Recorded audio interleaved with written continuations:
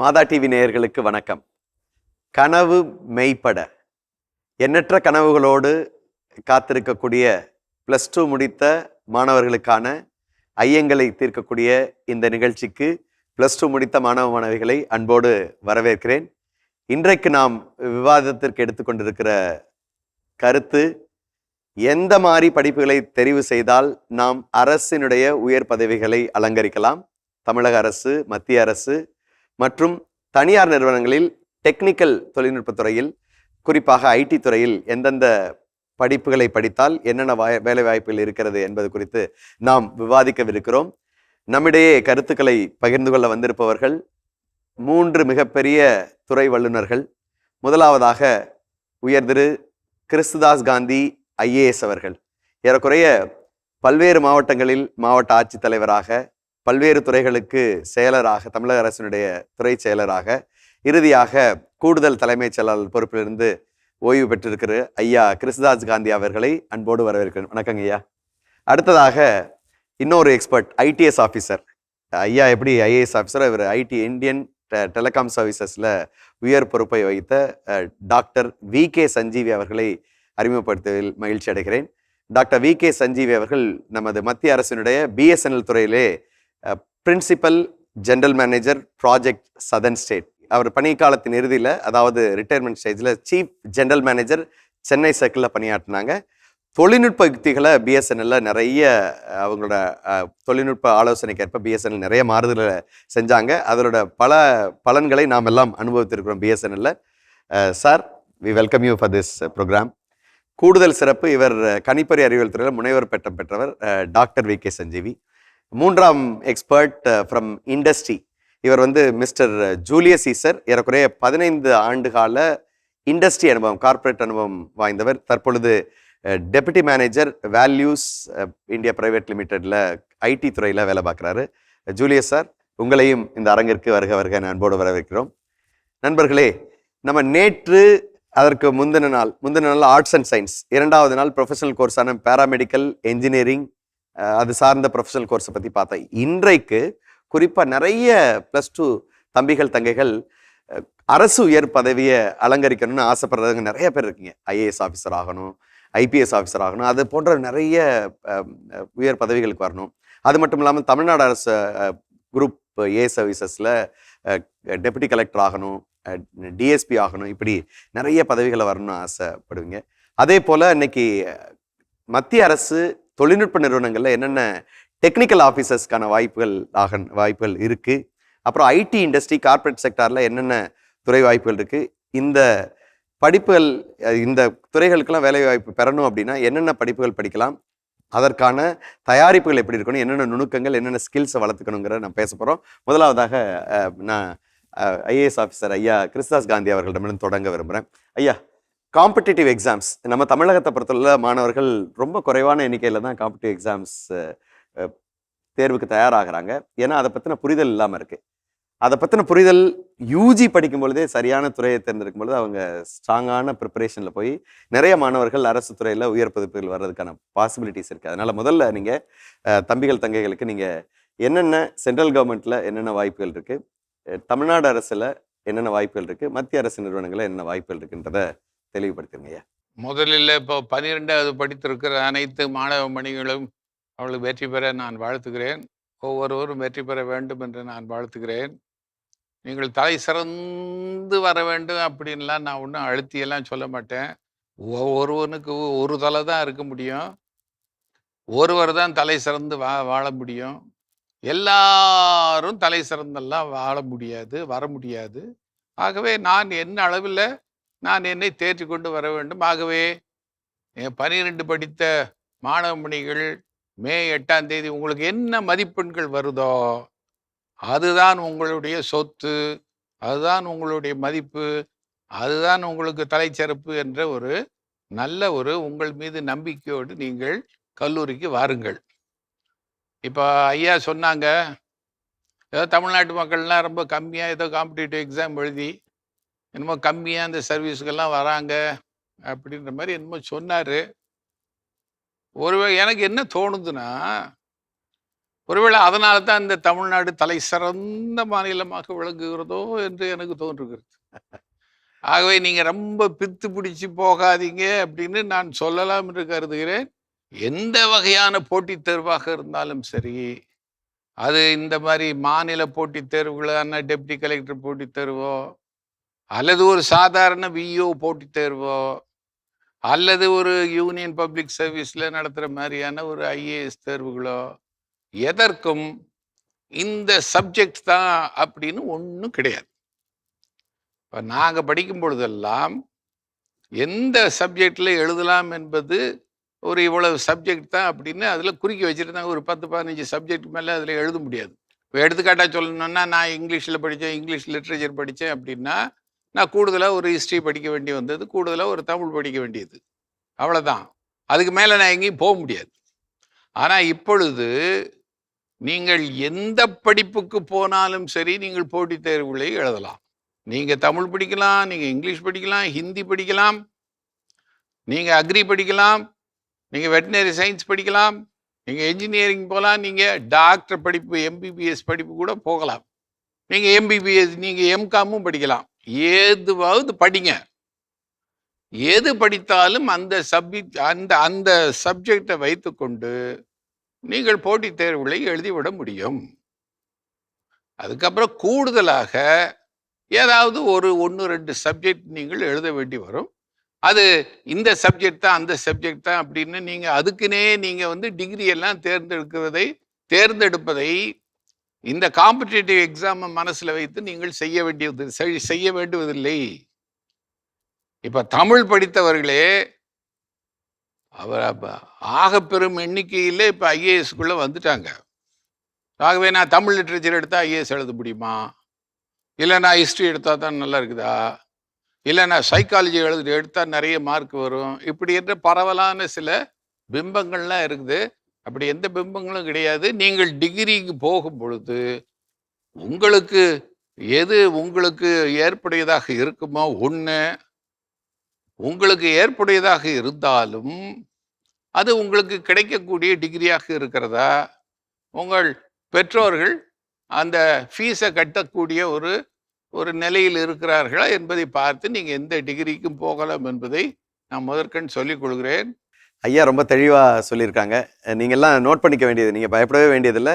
எந்த டிகிரி வேணாலும் படிக்கலாம்னு சொல்கிறாங்க. சில பேர் சொல்லியிருப்பாங்க, இந்த டிகிரி படித்தாதான் இந்த காம்படிட்டிவ் எக்ஸாம் எழுத முடியும் அப்படிங்கிற நமக்கு ப்ரிஜுடிசஸ், அதாவது நமக்கு நமக்குள்ளேயே சில மித்ஸை நம்ம மைண்டில் வச்சுருக்கோம். ஆனால் அதெல்லாம் தேவையே இல்லை. ஜாலியாக உங்களுக்கு பிடிச்ச படிப்பை, உங்களுக்கு கிடைக்கக்கூடிய படிப்பை, உங்கள் அப்பா அம்மாவால் தெரிவு செய்யக்கூடிய படிப்பை நீங்கள் படிக்கலாம். அதை நல்லா படிங்க, ஆசையோடு படிங்க. அப்பா அம்மா தெரிவு செய்கிற படிப்பை நீங்கள் படிங்கள் என்று நான் சொல்ல மாட்டேன். நீங்கள் தெரிவு செய்கிற படிப்பை நீங்க படித்துக் கொடுங்கள். அப்பா அம்மாவோட ஃபீஸ் கட்டக்கூடிய அப்பா அம்மா அவங்க சப்போர்ட் பண்ண முடியுமா, பொருளால் சப்போர்ட் பண்ண முடியுமா அப்படின்ற ஒன்றை மட்டும் நீங்கள் பார்க்க வேண்டும். இன்னொன்னு என்ன சொல்லுவேன் அப்படின்னா, இந்த போட்டித் தேர்வுகள் என்பது அது ஒரு 3 மணி நேர ஆக்சிடென்ட் வாழ்க்கையில அப்படின்னு சொல்லுவேன் நான். அது ஒரு விதமான ஒரு இங்கிலீஷில் சொல்றதுன்னா ஆக்சிடென்ட், தமிழ்ல சொல்லணும்னா ஒரு ஆபத்து அல்லது ஒரு விபத்துன்னு கூட சொல்லலாம். 10 லட்சம் பேர் அந்த போட்டி தேர்வு சாலையில போகும் பொழுது ஒரு 1000 பேர் விபத்து இல்லாமல் வெளியே வருவார்கள். 9,99,000 பேர் அடிபட்டு வெளியில வருவாங்க. ஆகவே இது ஒரு ஆக்சிடென்ட். இதுக்காக நீங்கள் வந்து உங்கள் உயிரை கொடுத்து நீங்கள் மாரடிக்க வேண்டாம் என்று நான் சொல்லுவேன். நீங்கள் டிகிரி படித்தால் உங்களுக்கு காம்படிட்டிவ் யூனியன் பப்ளிக் சர்வீஸ் மாதிரியான காம்படிட்டிவ் எக்ஸாம் எழுதுவதற்கான ஒரு நுட்பம் உங்களுக்கு கிடைப்பது ரொம்ப அரிது. வெகு சிலர் தான் அதுக்குரிய தகுதியை பெறுவார்கள். அதனால தயவு செய்து டிகிரி முடிச்சதுக்கப்புறம் பிஜி போயிருங்க. ஃபர்ஸ்ட் இயர் போகும்போது நீங்கள் இதற்கான ஒரு விண்ணப்பத்தை போட்டுக்கோங்க. செகண்ட் இயரில் ஒரு முதல் அட்டெம்ப்ட் கொடுத்துக்கோங்க. ஓரளவு உங்களுக்கு அது எழுதக்கூடிய ஒரு தெம்பை உங்களுக்கு கொடுக்கும். நீங்கள் ரொம்ப ரிலாக்ஸாக இருக்கலாம். ஐயா ரொம்ப தெளிவாக ஒரு அனாலஜியோட சொன்னாங்க. ஒரு ஆக்சிடென்ட், நிறைய ஏறக்குறைய 10 லட்சம் பேர் ஒரு காம்படிஷனில் ஆக்சிடென்ட் இல்லாமல் தெரிவாகி வரக்கூடிய ஒரு சூழலில் நீங்கள் உங்கள் டிகிரியை முடிங்க. பிஜி போங்க, அதுக்கு பிறகு ஒரு தெளிவு பெற்றுக்கிட்டு ஃபர்ஸ்ட் இயரில் ஒரு அட்டெம்ப்ட் கொடுங்க அப்படின்னு சொல்லியிருக்காங்க. தொடர்ந்து ஐயா கிட்ட நம்ம பேசலாம். அதுக்கு அடுத்தது நான் டாக்டர் வி.கே. சஞ்சீவி அவர்கள்ட்ட நான் கேட்க விரும்புகிறேன். இப்போ எல்லாருக்கும் தோன்றது வந்து காம்படிட்டிவ் எக்ஸாம்ஸ்னாவே டிஎன்பிஎஸ்சி, யூபிஎஸ்சி. இதை தவிர டெக்னிக்கல் சைடில் நிறைய வாய்ப்புகள் இருக்குது. உதாரணத்துக்கு நீங்கள் இறுதியாக வேலை பார்த்த பிஎஸ்என்எல், மத்திய அரசு நிறுத்தின பிஎஸ்என்எல் நிறைய டெக்னிக்கல் ஆஃபீஸர்ஸ் கேடர்லேயே வாய்ப்புகள் இருக்குது. அப்படி வேலை வாய்ப்புகள் என்னென்ன இருக்குது, அதுக்கு என்னென்ன படிப்புகள்? இப்போ வர்ற ஜென்ரேஷன்லாம் கவர்மெண்ட்னாவே கொஞ்சம் பிடிக்காத மாதிரி இருக்காங்க. ப்ரைவேட் தான் அட்ராக்ஷன் இருக்குது, கவர்மெண்ட்டில் இல்லை அப்படின்னு நினைக்கிறாங்க. அது வந்து ஒரு தவறான கருத்து. நீங்கள் கவர்மெண்ட்டில் வந்து நிறைய ஆப்பர்ச்சுனிட்டிஸ் இருக்குது. இப்போ நீங்கள் கேட்டீங்க, யூபிஎஸ்சியில் இந்தியன் இன்ஜினியரிங் சர்வீஸ்னு ஒன்று இருக்குது. அதில் எல்லா engineerings, civil, electrical, mechanical, electronics எல்லாருக்குமே தனித்தனி டிசிப்ளினில் எக்ஸாம் எழுதி அதில் வந்து நம்ம நிறையா கவர்மெண்ட்டு இதில் போகலாம். ரயில்வேஸ் சரி, telecommunication, CPWD, central public works department, அது மாதிரி நிறையா இருக்குது. எல்லா இதுமே இருக்குது. பவர் மினிஸ்ட்ரி இல்லாத இதே இல்லை. எல்லா மினிஸ்ட்ரிலுமே இன்ஜினியர்ஸ் தேவைப்படுது. அவங்க இப்போ நிறையா தேவைப்படுது. அதனால் நீங்கள்லாம் கவர்மெண்ட்டுக்கு வரணும். ஒரு மித்து இருக்குது என்னென்னா, கவர்மெண்ட்லன்னா சேலரி கம்மி, ஆப்பர்ச்சுனிட்டி கம்மி அப்படின்னு. அப்படி நிச்சயமாக கிடையாது. கவர்மெண்ட்டில் இப்போ நல்ல சேலரி இருக்குது. அதே மாதிரி கவர்மெண்ட்டில் நிறையா உங்களுக்கு வேலை செய்கிற ஃப்ரீடம் இருக்குது. நீங்கள் ப்ரைவேட்டில் இருக்கிற விட கவர்மெண்ட்டில் நிறையா உங்களுக்கு உங்கள் சொந்த கருத்தை பண்ணலாம். உங்களுடைய வளர்ச்சி வந்து உங்கள் கையில் தான் இருக்குது. யாரும் உங்களை லிமிட் பண்ண மாட்டாங்க. அதனால் நீங்கள் கவர்மெண்ட்டில் நிறைய ஆப்பர்ச்சுனிட்டிஸ் இருக்குது. நான் சொன்ன மாதிரி யூபிஎஸ்சி வழியாக வரலாம். அது இல்லாமல் இப்போ டிஃபென்ஸ், டிஆர்டிஓன்னு ஒன்று இருக்குது, defence research and development organisation. அந்த கண்ட்ரோலில் பார்த்திங்கன்னா கிட்டத்தட்ட ஒரு 100கணக்கான ரிசர்ச் லேபிள் நாட்டு ஃபுல்லாக இருக்குது, இந்தியா ஃபுல்லாக இருக்குது. ஒரு இடத்துல டெல்லியில் மட்டும் கிடையாது, எல்லா ஊர்லேயும் இருக்குது. இப்போ சென்னையில் கூட ஆவடியில் இருக்குது டிஆர்டிஓ, கொச்சினில் இருக்குது, ட்ரிவாண்ட்ரத்தில் இருக்குது, எல்லா இடத்துலையுமே இருக்குது. ஸோ நமக்கு பிடிச்ச ஊரில் நம்ம வேலை செய்யணும். அது நல்ல ஆப்பர்ச்சுனிட்டி. நீங்கள் ஸ்டார்ட் பண்ணும்போதே கிளாஸ் 1 லெவலில் ஆரம்பிப்பீங்க, நீங்கள் மேலே வரைக்கும் போகலாம். அதே மாதிரி ISRO, Indian space research organisation, அதில் நீங்கள் இன்ஜினியர் பின்னு ஆரம்பிப்போம், சயின்டிஸ்ட் பி அப்படின்னு சொல்லி ஆரம்பிப்போம். அதில் வந்து நம்ம மேலே ஒரு சீஃப் செக்ரட்டரி லெவல் வரைக்கும் வரலாம். இப்போ நம்ம எல்லாம் நிறையா பேர், நம்ம தமிழர்களே நிறைய பேர் ஐஎஸ்ஆர்ஓ நிறையா சாதிச்சிருக்காங்க, டிஆர்டிஓவில் நிறைய பேர் சாதிச்சிருக்காங்க. அவங்க எல்லாமே கவர்மெண்ட் ஸ்கூலில் படித்து, கவர்மெண்ட் காலேஜில் படித்து, கவர்மெண்ட்டில் போனவங்க. ஸோ அதனால் நீங்கள் கவர்மெண்ட்டில் நிறைய ஆப்பர்ச்சுனிட்டிஸ் இருக்குது, அதை நீங்கள் யாரும் மிஸ் பண்ணக்கூடாது. நான் சொன்னது இல்லாமல் இப்போ டிஆர்டிஓ மாதிரி அக்ரிகல்ச்சர், நீங்கள் எம்எஸ்சி அக்ரிகல்ச்சரோ பிஹெச்டி இன் அக்ரிகல்ச்சர் பண்ணிங்கன்னா ஐஏஆர்ஐன்னு ஒன்று இருக்குது, இந்தியன் அக்ரிகல்ச்சர் ரிசர்ச் இன்ஸ்டியூட்ஸ். அது இந்தியா ஃபுல்லாக இருக்குது, எல்லா ஃபீல்ட்லேயுமே. அதில் மெனி டிசிப்ளின்ஸ் இருக்குது. அந்த ரிசர்ச் நீங்கள் ஒர்க் பண்ணலாம். ஸோ அதனால் ஆப்பர்ச்சுனிட்டிஸ் நிறையா இருக்குது. மெடிக்கல், இப்போ டாக்டர்ஸ் கூட பார்த்தீங்கன்னா ப்ரைவேட்டில் தான் இருக்குன்னு அவசியம் கிடையாது. சிஜிஹெச்எஸ்னு சென்ட்ரல் கவர்மெண்ட் ஹெல்த் ஸ்கீம் இருக்குது, அதில் நீங்கள் போய் ஒர்க் பண்ணலாம். அது இல்லாமல் எய்ம்ஸ், இப்போ முன்னாடி டெல்லியில் மட்டும் இருந்தது, இப்போ எல்லா ஊர்லேயும் வருது, நமக்கு கூட மாதிரியில் ஆல்மோஸ்ட் வந்துருச்சு. ஸோ இந்த மாதிரி ஆப்பர்ச்சுனிட்டிஸ் நிறையா இருக்குது எல்லா படித்தவங்களுக்கும். இண்டஸ்ட்ரி படித்தவங்க, மெக்கானிக்கல் இன்ஜினியரிங் படித்தவங்கன்னா சிஎஸ்ஐஆர்னு இருக்குது, central scientific and industrial research. அதில் பார்த்திங்கன்னா நிறைய 100கணக்கான institutes spread across the country. நம்ம சென்னையில் பார்த்தீங்கன்னா சிஎல்ஆர்ஐன்னு இருக்குது, சென்ட்ரல் லெதர் ரிசர்ச் இன்ஸ்டியூட். எல்லாருக்குமே இன்ஜினியர்ஸ் தேவைப்படுது. கன்ஸ்ட்ரக்ஷன்லேருந்து, மெஷினரியிலேருந்து, ஐடி இல்லாத இடமே கிடையாது. கொஞ்ச நாள் முன்னாடிலாம் ஐடி வந்து ஏதோ ஒரு இடத்துல இருக்கும். இப்போ எந்த ஆர்கனைசேஷன் பார்த்தீங்கன்னா ஐடி டிபார்ட்மெண்ட் ஒன்று இருக்கும். சின்ன மளிகை கதவு பார்த்தா கூட ஒரு கம்ப்யூட்டர் வச்சுட்டு பில்டிங் பண்ணிகிட்ருக்காரு. எஃபெக்டிவாக பண்ண முடியுது, மேனேஜ் பண்ண முடியுது. ஸோ பெரிய ஆர்கனைசேஷன் ஆக பெரிய நெட்ஒர்க்கே வச்சுருக்காங்க. ஸோ கம்ப்யூட்டர் வந்து எல்லாருக்குமே வேணும். இப்போ பேங்க்ஸ் இருக்குது, நேஷனலிஸ்ட் பேங்க்ஸ் நம்மகிட்ட நிறையா இருக்குது, பெரிய பேங்க்ஸ்லாம் இருக்குது. அந்த பேங்க்ஸ் எல்லாம் அவங்களுடைய ஆப்ரேஷன் எல்லாமே இப்போ கம்ப்யூட்டரைஸ்டு. உங்களுக்கு தெரியும், நீங்கள் எதுவுமே இப்போ முன்னாடி மாதிரி போய் ஃபார்ம் ஃபில்லப் பண்ணி வெயிட் பண்ணல காலமெல்லாம் கிடையாது. நாங்களாம் அந்த காலத்தில் ஒரு டிடி வாங்கினோம்னா ஆஃப் டே ஆகும். இப்போ அப்படி கிடையாது. நீங்கள் ஆன்லைனில் ஒரு செகண்டில் நீங்கள் பணத்தை அனுப்பிடலாம். இதுக்கு எல்லாமே ஐடி வந்து போகாத இடமே கிடையாது. ஸோ எல்லா பேங்க்ஸ்லுமே ஐடி இருக்குது. நேஷனலிஸ்ட் பேங்க்ஸ், ப்ரைவேட் பேங்க்ஸ், நபார்டுன்னு ஒரு பேங்க் இருக்குது. எல்லாருக்குமே ஐடி இன்ஜினியர்ஸ் தேவைப்படுது. ஸோ நீங்கள் வந்து அதில் நல்ல பேக்கேஜஸ் கொடுக்குறாங்க, நல்ல ஈக்குவலன் டு ஆஃபீஸர்ஸ், நல்ல க்ரௌத் இருக்குது. ஸோ நீங்கள் இது மாதிரி நிறைய இது இருக்குது. ஸோ உங்கள் எல்லாத்துக்குமே நான் என்ன கேட்குறேன்னா, கவர்மெண்ட்டை வந்து வெறுக்காதீங்க. கவர்மெண்ட்டில் வேலை செய்யலாம். கவர்மெண்ட்டில் நல்ல காம்பன்சேஷன் இருக்குது. இப்போல்லாம் இப்போ 8th பே கமிஷன் எதிர்பார்த்துட்ருக்கோம். இதுக்கு முன்னாடி 6th பே கமிஷன்லாம் பார்த்தா பெரிய ஜம்ப் கிடச்சிது. எல்லாருக்குமே நல்ல சேலரி இருக்குது. முன்னாடி கவர்மெண்ட்டில் வந்து கம்மியாக இருக்கும், ப்ரைவேட்டில் அதிகமாக இருக்குன்றாங்க. அப்படி கிடையாது. கவர்மெண்ட்டில் எல்லாத்துக்குமே ஒரே மாதிரி இருக்கும். வேறு ப்ரைவேட்டில் பார்த்தீங்கன்னா கம்மியிலேருந்து அதிகம் வரைக்கும் இருக்குது. ஸோ எல்லாருக்குமே அந்த பெரிய சேலரி சுந்தர் பிச்சை மாதிரி எல்லாருக்குமே கிடைக்காது. ஸோ நிறைய பேருக்கு எது கிடைக்கும் பார்க்கணும். ஸோ அது வந்து கவர்மெண்ட்டில் நல்லா கிடைக்கும். அதனால் நீங்கள் எல்லாருமே கவர்மெண்ட் ஆர்கனைசேஷனில் பண்ணலாம். இதுக்கு எல்லாமே எக்ஸாம் வைப்பாங்க ஒவ்வொரு ஆர்கனைசேஷன். இப்போ இன்ஜினியரிங் முடித்த உடனே பிஜி போகிறதுக்கு ஒரு கேட்னு எக்ஸாம் வைப்பாங்க. இப்போ எப்படி நீட் இருக்கோ அதே மாதிரி கேட்னு ஒரு எக்ஸாம் இருக்குது. அந்த GATE graduate aptitude test in engineering ஐஐடியில் தான் கண்டக்ட் பண்ணுவாங்க. அந்த கேட் எக்ஸாம் நீங்கள் பாஸ் பண்ணிங்கன்னா not only it is useful for PG course getting admission PG. இதை வச்சு தான் இப்போ நிறைய ஐஎஸ்ஆர்ஓ டிஆர்டிஓ அவங்களாம் பார்த்தா ரெக்ரூட் பண்ணுறது அதை கேட் ஸ்கோர் வச்சு தான் பண்ணுறாங்க. அதனால் நீங்கள் காலேஜ் படிக்கும்போது கேட் எக்ஸாம் மனசில் வச்சுட்டு படிங்க. Okay, foundation is very important. ஏதோ பிஇ படித்தோம் ஒரு வேலைக்கு போகணும்லாம் இருக்கக்கூடாது. நல்லா ஸ்ட்ராங்காக படிக்கணும்.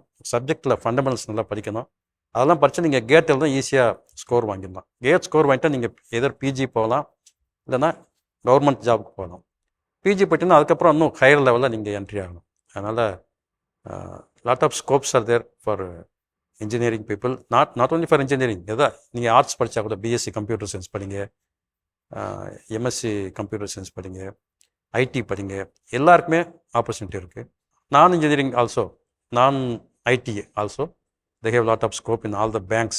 பேங்க்லலாம் பார்த்தீங்கன்னா நீங்கள் குரூப் ஏ லெவலில் என்ட்ரு ஆகணும். அதுக்கு வந்து எந்த ஈக்குவலண்ட் கிடையாது இந்த ப்ரைவேட் செக்டரில். முதல்ல நான் சொன்ன மாதிரி அதில் வந்து உங்களுக்கு நல்ல freedom to work, job satisfaction நல்லா கிடைக்கும். உங்கள் ஹராஸ்மெண்ட்லாம் கம்மி, அது ஓப்பனாக சொல்கிறேன். ப்ரைவேட்டில் வந்து நிறைய பேர் சஃபர் ஆகிறாங்க. இப்போ நிறைய பேர் ஐடியில் ஒர்க் பண்ணுறவங்களாம் நீங்கள் கோச்சிக்கூடாது. அவங்க வந்து இப்போ நிறைய ஹெல்த் இஷ்யூஸில் சஃபர் ஆகிறாங்க. ஒரே இடத்துல போய் உட்காந்துட்ருக்காங்க. எல்லா வகையிலுமே நல்லது கிடையாது. கவர்மெண்ட்டில் வந்து நீங்கள் யூஆர் ஃப்ரீ டு ஒர்க். யாரும் உங்களை வந்து ரொம்ப ப்ரெஸ் பண்ண மாட்டாங்க, உங்களுக்கு கண்ட்ரோல் பண்ண மாட்டாங்க. சில இடங்களில் இருக்கும், பட் இன் ஜென்ரல் உங்களுக்கு ஃப்ரீடம் நிறையா இருக்கும். அதனால் நீங்கள் கவர்மெண்ட்லேயும் நீங்கள் நிறையா ஸ்கோப் இருக்குது. அதை நீங்கள் பார்க்கணும். நீங்கள் நியூஸ் பேப்பரில் பாருங்கள், அட்வர்டைஸ்மெண்ட்ஸ் வரும். இப்போ ஆன்லைனில் நிறையா வருது. அதை பார்த்து நீங்கள் கரெக்ட் டேட்டில் அப்ளை பண்ணணும். இப்போ நீங்கள் +2 ஸ்டூடெண்ட்ஸ்க்கெல்லாம் சொன்னாங்க இந்த ப்ரோக்ராம். நீங்கள் வந்து ஸ்டடீஸ்க்கு அப்ளை பண்ணோம்னா most of the organisations, most of the test எப்போ கால் ஃபார் பண்ணுறாங்கன்னா டிசம்பர் மாதம். ஸோ நீங்கள் மார்ச்சில் பரிட்சை எழுதுறீங்கன்னா டிசம்பர் மாதம் நீங்கள் அப்ளை பண்ணணும். ஜேஇஇ, நீட்டு, கியூட்டுன்றெல்லாம் இருக்குது. ஸோ இது எல்லாமே நீங்கள் டிசம்பர் மாதம் அப்ளை பண்ணி மார்ச் ஏப்ரலில் எக்ஸாம் வரும். ஸோ அப்போ நீங்கள் அந்த ஸ்கோர் வாங்கிட்டு நீங்கள் ஈஸியாக அட்மிஷன் வாங்கிக்கலாம். தம்பிகளே, தங்கைகளே, சார் ரொம்ப அழகாக சொன்னாங்க. அரசு துறைகளில் நிறைய வேலைவாய்ப்புகள் இருக்குது. மனசுக்கு நிம்மதியான, நிறைய சம்பளம் பெறக்கூடிய, சாட்டிஸ்ஃபேக்ஷனோட வேலை பார்க்கக்கூடிய நிறைய ஃபீல்ட் இருக்குதுன்னு சொன்னாங்க. அது மட்டும் இல்லை, என்னென்ன படிப்புகள் ஆர்ட்ஸ் அண்ட் சயின்ஸாக இருந்தால் கூட, இன்ஜினியரிங் மட்டும் இல்லை, ஆர்ட்ஸ் அண்ட் சயின்ஸாக இருக்கலாம், மெடிசினாக இருக்கலாம், அக்ரிகல்ச்சராக இருக்கலாம், எல்லா துறைகளுக்கும் அரசு துறைகளில் வேலை இருக்குது அப்படின்னு சொல்கிறாங்க. நம்பிக்கையோடு இருப்போம். தொடர்ந்து சார்கிட்ட பேசுவோம். என்னென்ன படிப்புகள் படித்தா இன்னும் கொஞ்சம் எளிமையாக அந்த போட்டித் தேர்வுகளை அணுகலாம், அவர் சொல்லக்கூடிய போட்டித் தேர்வுகள் அணுகலாம்னு பேசுவோம். இப்போ நம்மகிட்ட ஜூலியஸ் சார்கிட்ட நான் கேட்க விரும்புகிறது, இன்னைக்கு பெரும்பாலான யங்ஸ்டர்ஸோட ஆசை, கனவு அப்படின்னு பார்த்தா சார் சொன்ன மாதிரி அரசு துறைகள்லாம் ஒதுக்கிட்டு இன்றைக்கி ஐடி இண்டஸ்ட்ரின்னு விருப்பப்படுறாங்க. ஐடிக்கு போகணும், ஐடி இண்டஸ்ட்ரியில் ஒரு எம்ப்ளாயாக இருக்கணும். ஐடி இண்டஸ்ட்ரியில் என்னென்னலாம் வேலைகள் இருக்குது சார்? ஏன்னா இவங்க என்ன நினைக்கிறாங்கன்னா, கோடர் மட்டும்தான், அதாவது ப்ரோக்ராமர் மட்டும்தான் ஐடி இண்டஸ்ட்ரியில் வேலை அப்படின்னு நினைக்கிறேன். ஐடி இண்டஸ்ட்ரியில் என்னென்ன வாய்ப்புகள் இருக்குது? நீங்கள் ஐடி இண்டஸ்ட்ரியில் போகணுன்னா ஒன்லி கம்ப்யூட்டர் சயின்ஸ் படித்தவங்களுக்கு மட்டும் தான் வேலை தர்றீங்களா, இல்லை மற்ற படிப்புகளை? இப்போ ஐயா சொன்னாங்க தமிழ் படித்தா இன்றைக்கி நல்ல தமிழ் படித்து நிறைய ஐஏஎஸ் ஆஃபீஸர்ஸ் உருவாகியிருக்காங்க, ஒரு டிகிரி போதும் அப்படின்னு அழகாக சொல்கிறாங்க. அதுபோல் உங்களுக்கு நீங்கள் எனி டிகிரி நீங்கள் எடுத்துக்கிறீங்களா? எப்படிப்பட்ட ஸ்கில்ஸ் வேணும், என்னென்ன வாய்ப்புகள் இருக்குங்கிறத கொஞ்சம் சொல்லுங்கள். பெரும்பாலும் இப்போ பார்த்தீங்கன்னா நீங்கள் சொன்ன மாதிரி எல்லா +2 மாணவர்களும் படித்து முடித்தவொடனே அவங்க எதிர்பார்க்கறது ஒரு டிகிரின்னு பார்த்தோம்னா ஐடிக்குள்ளே போகணும் அப்படிங்கிறது தான். ஐடி ஜாப் தான் பார்க்குறாங்க. ஏன்னா ஃபேன்சியாக இருக்குது, அது இல்லாமல் நிறைய சம்பளம் இருக்குது, அவங்க ஆடம்பரத்தை பார்க்குறாங்க, அந்த இதை பார்த்துட்டு, ஸோ அந்த சேலரி இதை பார்த்துட்டு, so they want to get into the IT industry. நீங்கள் பார்த்தீங்கன்னா பெரும்பாலும் பார்த்தீங்கன்னா இப்போ வந்து they are updated to the technology. ஏன்னா everybody is having the mobile and technology கூட அவங்க ப்ளே பண்ணுறதால சாஃப்ட்வேர் கூட ரொம்ப இன்ட்ராக்ட் பண்ணுறாங்க. இப்போ சொன்ன மாதிரி பார்த்தீங்கன்னா நம்ம வந்து ஏஐ வந்ததால் ஏஐ டூல்ஸ் கூட நிறைய பேர் அவங்க வந்து இன்ட்ராக்ட் பண்ணுறாங்க. தெரியாமல் ஏன்னா என்னென்னு தெரியாமல் கூட நிறைய டூல்ஸ் வந்துருச்சு. அந்த இப்போ நிறைய அந்த அப்ளிகேஷன் இருக்கிறதால they are very use to it. அதனால் அந்த ஐடி இண்டஸ்ட்ரிக்குள்ளே போகிறது வந்து ரொம்ப ரொம்ப இன்ட்ரெஸ்டிவாக காட்டுறாங்க. பட் ஃபர்ஸ்ட் ஆஃப் ஆல் நீங்கள் சொல்கிற மாதிரி ஐடி ஒரு டெவலப்மெண்ட் துறைன்னா முதல்ல சாஃப்ட்வேர் டெவலப்மெண்ட் மட்டும் கிடையாது. சாஃப்ட்வேர் டெவலப்மெண்ட் தாண்டி அதுக்குள்ளே நிறைய ப்ராசஸ் இருக்குது. நிறைய எப்பவுமே கோடிங் அடிக்கணும் தான் அப்படிங்கிற மாதிரி இல்லை. அது நிறைய levels of layers of work jobs இருக்குது. ஃபர்ஸ்ட் ஆஃப் ஆல் பிகினர்ஸுக்கு வந்து ஜஸ்ட்டு வந்து நம்ம ஜூனியர் இன்ஜினியர் தான் கொடுப்போம். ஆனால் அந்த லெவலில் வந்து டிஃப்ரெண்ட்டே இருக்குது. பிஸ்னஸ் அனலிஸ்ட்டுங்கிறது முதல் level, first level. Business analyst சொல்லும்போது ஒரு ரோல் இருக்குது. அவங்க வந்து பிஸ்னஸ் எப்படி நடக்குது, அதில் என்ன வாட் ஆர் ரிக்வயர்மெண்ட்ஸுங்கிறது அனலைஸ் பண்ணி அதை பண்ணுறதுக்கான ஒரு ஆள் இருப்பாங்க. அதுக்கு பெருசாக நம்ம கோடிங் பண்ணவே மாட்டாங்க. பட் சிஸ்டம் எப்படி ஒர்க் ஆகுங்கிறது அனலிட்டிக் நாலேஜ் இருந்தாலே அதில் போகலாம். அதுக்கு என்ன படிப்பு சார்? பெரும்பாலும் normal BSc and computer science and இது பிசிஏ அண்ட் பிஇ இன்ஜினியரிங் அதுவே காமனாக உள்ளது தான். எல்லாமே எல்லா போர்ட்ஃபோலியோட சப்ஜெக்ட்ஸும் அதில் இருக்கும். ஆனால் நம்ம வந்து டிஃப்ரெண்ட் லேயர்ஸ் ரோல்ஸ் பேஸ் பண்ணி நம்ம டிஃப்ரெண்ட் ரோல்ஸ் கொடுத்துருப்போம். ஸோ இப்போ பார்த்தீங்கன்னா இதுக்கு என்ன படிக்கணும் அப்படின்னு நீங்கள் கேட்டிங்கன்னு வச்சுக்கலாம். இது பெரும்பாலும் பார்த்தீங்கன்னா நிறைய கோர்சஸ் ஆஃபர் பண்ணுறாங்க. ஆர்ட்ஸ் அண்ட் சயின்ஸில் பார்த்தீங்கன்னா பிஎஸ்சி பிசிஏ அது போல் இருக்குது. ஐடி கூட பிஎஸ்சி ஐடி கூட இருக்குது, இன்ஃபர்மேஷன் டெக்னாலஜி. இதெல்லாம் யூஜி லெவலில் இருக்குது. பட் இன்ஜினியரிங் சைடு பார்த்தீங்கன்னா பிஇ இப்போ ரீசெண்டாக வந்து மெயினாக வந்து பார்த்தீங்கன்னா ஏஐ அண்ட் எம்எல் டெக்னாலஜி நிறையா போகிறாங்க. இப்போ மெயினாகவே நம்மளுடைய கம்ப்யூட்டர் டெக்னாலஜி நம்ம industry IT industry moving towards the cloud technologies. So இதுக்கு முன்னாடி நம்ம வந்து ஒரு ஆன்-ப்ரெம் சர்வரில் ஒரு சர்வர் வச்சுக்கிட்டு நம்ம அங்கே வந்து டெவலப் பண்ணிட்டு இருந்தோம். இப்போ எல்லாமே ஃபுல்லாக நம்ம க்ளவுடுக்கு போகிறோம். க்ளவுடு போகும்போது நிறைய சேலஞ்சஸ் மாறுது. நம்ம ஷிஃப்ட் ஆகிறோம். அங்கே போகும்போது அது இப்போ அடிஷ்னலாக பார்த்தீங்கன்னா ஏஐயும் வந்துருச்சு. ஏஐ துறைங்கிறதால நிறைய ஆட்டோமேஷன்ஸ்லாம் இருக்கிறதால அந்த low level and repeated jobs எல்லாமே வந்து ஆல்ரெடி ஆட்டோமேஷனில் போயிருக்கிறதால they have to jump into the AI related technologies. அப்போ நான் உங்கள்கிட்ட கேட்குற ஒரு தெளிவு பெறதுக்காக, இப்போ நீங்கள் வந்து நிறைய ரெவல்யூஷனரி ஷிஃப்ட் ஐடி இண்டஸ்ட்ரியில் இருக்குன்னு சொல்கிறீங்க. அதுக்கு வந்து பேஸ் படிப்பு என்ன? முன்னாடிலாம் பார்த்தீங்கன்னா எனி டிகிரி, இப்போ any degree with technical skill இருந்தால் அவங்க ஐடி இண்டஸ்ட்ரிக்குள்ளே போகலாம்னு சொன்னாங்க. அதே போல் இப்போ என்ன சொல்கிறாங்கன்னா எனிபடி ஈவன் தமிழ் ஸ்டூடெண்ட்ஸ் கூட டெக்னிக்கல் ஸ்கில் அவங்க கோட் எழுத முடிஞ்சால் ஐடி இண்டஸ்ட்ரிக்குள்ளே போகலாம், டிஃப்ரெண்ட் ரோல்ஸ் எடுக்கலாம்னு சொல்கிறாங்க. இப்போ நீங்கள் வந்து ஒரு பிஎஸ்சி ஸ்டூடெண்ட் வந்து இப்போ ஒரு க்ளவுட் பேஸ்ட் டெக்னாலஜியோ ஏஏ போடணும்னா அவன் ஸ்பெஷலைஸ்ட் கோர்ஸ் தான் படிக்கணுமா, இல்லை கன்வென்ஷனல் கோர்ஸ் போடணுமா? ஏன்னா நேற்று ஃபஸ்ட் நாள் நிகழ்ச்சி நாங்கள் என்ன சொன்னோன்னா பிஎஸ்சி ஸ்டூடெண்ட்ஸ் கன்வென்ஷனல் கோர்ஸ் எடுங்க, அப்புறம் ஸ்பெஷலைசேஷனுக்குள்ளே போகலாம் அப்படின்னு சஜஸ்ட் பண்ணியிருந்தாங்க எக்ஸ்பர்ட். உங்களோட கருத்து என்ன இதன் அடிப்படையில்? You rightly sides before to enter industry அப்படின்னு பார்த்தீங்கன்னா இனிஷியல் லெவலில் எனி டிகிரி அது போல தான் எடுக்கிறாங்க. ஏன்னா ஃபஸ்ட்டு பிஸ்னஸ் அனலிஸ்ட் தான் எடுப்பாங்க. ஸ்பெசிஃபிக்காக நீங்கள் ஒரு ரோலுக்கு நீங்கள் வந்து ஒரு டேரெக்டாக இன்டு த ஜாபில் வந்து கோடிங் டெவலப் பண்ண போகிறீங்க அப்படின்னா தான் டேரெக்டாக அந்த ஸ்பெசிஃபிக் போர்ட்ஃபோலியோலேருந்து நம்ம ஸ்டூடெண்ட்டை கவர் பண்ணுவோம். மற்றபடி இண்டஸ்ட்ரி லெவலில் அப்ளிகேஷன் டெஸ்டிங் அந்த ப்ரோக்ராம் டெஸ்டிங் அப்படிங்கிறதும்போது any degree they can get into the industry. Any degree அதுக்கு ஸ்பெசிஃபிக் ஸ்கில்லை வந்து அவங்க படிக்கும் பொழுதே டெவலப் பண்ணிக்கிட்டா நல்லது. There's maybe common skills like communication skill, problem solving skills and aptitude skill. அதுதான் மெயினாக இண்டஸ்ட்ரி ப்ரெஷர். இதுதான் டெக்னிக்கலாக கோட் எழுதுறதுங்கிற காட்டிலும் கம்யூனிகேஷன் ஸ்கில், ஆப்டிடியூட், அப்புறம் ப்ராப்ளம் சால்விங், லாஜிக்கல் திங்கிங், இதுதான் மெயினாக உங்களுக்கு பேஸ் இருக்குது. தம்பிகளை நோட் பண்ணிக்கங்க நல்லா. இதெல்லாம் நீங்கள் படிக்கும் பொழுதே நீங்கள் கூடுதலாக கவனம் எடுத்து நீங்கள் படிச்சிங்கன்னா இதெல்லாம் இந்த ஸ்கில்ஸ் எல்லாம் நீங்கள் டெவலப் பண்ணிக்கலாம். தொடர்ந்து நம்ம சார்கிட்ட பேசுறதுக்கு முன்னாடி ஐயா கிட்ட நம்ம போகலாம். ஐயா ரொம்ப அழகாக சொல்லியிருந்தாங்க, காம்படிட்டிவ் எக்ஸாமுக்கு கவலையப்படாதீங்க, எந்த கோர்ஸ் வேணாலும் எடுங்க அப்படின்னு சொன்னாங்க. முதல்ல ஐயா கிட்ட நான் கேட்க விரும்புறது, சிலர் சொல்கிறாங்க ஐயா இப்போ காம்படிட்டிவ் யூபிஎஸ்சியோ டிஎன்பிஎஸ்சியோ போகணும் அப்படின்னா ஸ்பெசிஃபிக் சப்ஜெக்ட் நீங்கள் வந்து எந்த சப்ஜெக்ட் வேணாலும் எடுக்கலாம்னு சொல்கிறாங்க. இருந்தாலும் ஒரு குறிப்பிட்ட படிப்புகள், உதாரணத்துக்கு ஹிஸ்ட்ரி, சோஷியாலஜி, பொலிட்டிக்கல் சயின்ஸ்லாம் அந்த தேர்வுகள் சார்ந்த கொஸ்டின்ஸ் அதில் இருக்கிறனால கொஞ்சம் எளிமையாக இருக்கும், ஈஸியாக இருக்கும் போகிறதுக்கு. அப்புறம் படிக்கும் பொழுதே நீங்கள் சொன்னீங்க, படிக்கும் பொழுது அதை பற்றி கவலைப்படாதீங்க, படிப்பு முடிச்ச ஒருபாடு நீங்கள் அதை பற்றி கவலைப்பட்டுக்கலான்னு சொல்கிறாங்க. படிக்கும் பொழுதே நீங்கள் வந்து அதை மைண்டில் வச்சுக்கிட்டு நீங்கள் படிக்கிறப்ப அந்த சப்ஜெக்ட், உதாரணத்துக்கு ஹிஸ்ட்ரி படித்தாங்கன்னா இந்தியன் ஹிஸ்ட்ரி அவங்க மைண்டுக்குள்ளே போச்சுன்னா அது சார்ந்த கேள்விகள் வரும்பொழுது எளிமையாக இருக்கும் அப்படின்னு சொல்கிறாங்க. இது சார்ந்த உங்கள் கருத்து என்ன? எந்த படிப்புகள் எளிமையாக இருக்கும்? அரசு பணிகளுக்கான தேர்வுகள் என்பதில் இந்த பொதுவான சப்ஜெக்ட்ஸை வைத்து எழுதக்கூடிய தேர்வுகள் அப்படின்னா, இப்போ டிஎன்பிஎஸ்சியில் இப்போ டெப்டி கலெக்டர் ஆகணும் நீங்கள், அப்புறம் நீங்கள் ஒரு சிஇஓ ஆகணும், டிஇஓ ஆகணும் அப்படின்னா இதெல்லாம் பொது தேர்வுகள். அதே மாதிரி யூபிஎஸ்சியில் நீங்கள் வந்து அப்புறம் ஐஏஎஸ் ஆகணும், நீங்கள் ஐபிஎஸ் ஆகணும் அப்படின்னா இதெல்லாம் பொதுவில் அடங்கி போயிடுது. ஐஎஃப்எஸ் ஆகணும், அப்புறம் அதோட அதுக்கப்புறம் கிளாஸ் 1 சர்வீசஸ், கிளாஸ் 2 சர்வீசஸ், இப்படி வரிசையாக இருக்குது. எல்லாத்துக்கும் ஒரே பொதுவான தேர்வுகள். சில பணிகளுக்கு அது தனியாக ஸ்பெசிஃபிக்காக சில சப்ஜெக்ட்ஸ் இருக்குது. இப்போ நீங்கள் இந்தியன் ஃபாரஸ்ட் சர்வீஸுக்கு போகணும் அப்படின்னா அது சம்மந்தப்பட்ட படிப்பு தனியாக அது நீங்கள் எழுத வேண்டியிருக்கும். அதே மாதிரி ஐயா சொன்ன மாதிரி இப்போ இந்த இந்தியன் ரீசர்ச் ஆர்கனைசேஷன்ஸுக்கு நீங்கள் ஏதாவது முயற்சிக்கணும்னா அதுக்குன்னே தனியான ஸ்பெசிஃபிக் சப்ஜெக்ட்ஸு, அதுவும் இதுதான் சப்ஜெக்ட் இல்லை, அது என்ன ரீசர்ச் ஆர்கனைசேஷனாக இருக்குதோ அதுக்கு ஏற்ற மாதிரி சப்ஜெக்ட்ஸை அவங்க சொல்லுவாங்க, அதை நீங்கள் படிக்கணும். ஆனால் இந்த மாதிரியான பொதுப்பணிகளுக்கு நீங்கள் டிகிரியிலையும் டிகிரியில் படிக்கிற படிப்பு தான் அதுக்கு படிப்பு, கூடுதல் குறைவே ஒன்றும் இல்லை. கூடுதலாக என்ன வரும் அப்படின்னா, கூடுதலாக நீங்கள் இதுவரை டிகிரியில் படிக்காத 1 அல்லது 2 சப்ஜெக்ட்ஸை நீங்கள் எடுத்து படிக்க வேண்டியிருக்கும். அது எதுவாகவும் இருக்கலாம். அது நீங்கள் ஹிஸ்ட்ரி படித்தா தான் உங்களுக்கு கூடுதல் மதிப்பெண் வரும், ஹிஸ்ட்ரி படித்தா தான் உங்களுக்கு ஈஸி, நீங்கள் சைக்காலஜி படித்தா தான் உங்களுக்கு நிறைய மார்க் வரும், இப்படியெல்லாம் சில பேர் சொல்லி கொடுப்பாங்க. இது இது இது ஒரு மாதிரியான மித்து. அது மித்து இல்லை.